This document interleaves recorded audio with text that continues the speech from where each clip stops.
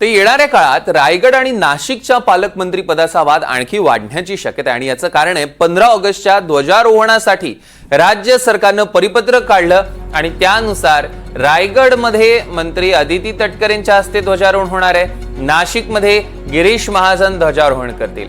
आता रायगड आणि नाशिकमध्ये शिंदेंच्या शिवसेनेतील एकाही मंत्र्याचं ध्वजारोहणाच्या यादीत नावच नाहीये, त्यामुळे आता शिंदेंच्या शिवसेनेत नाराजी वाढल्याचं दिसतंय।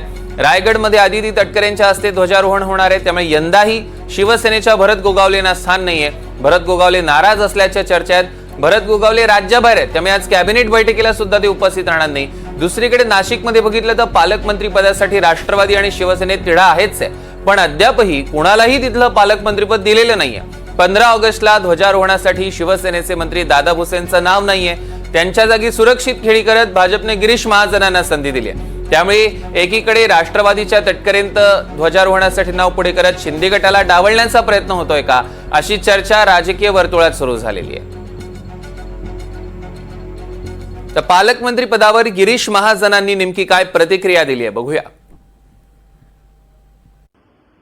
मला या कोण देवेंद्र फडणवीस असं काँग्रेसचे अध्यक्ष सपकाळ म्हणतायत।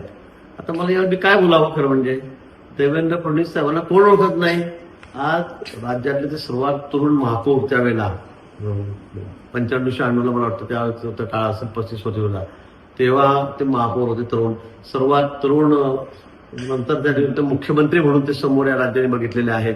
त्यांना महाराष्ट्रातला बच्चाच्या बच्चा छोट्याच्या छोट्या ठिकाणी ओळखतो आणि हर्षवर्धन म्हणतात कोण मुख्यमंत्री कोण देवेंद्र फडणवीस त्यांना ओळखत नाही।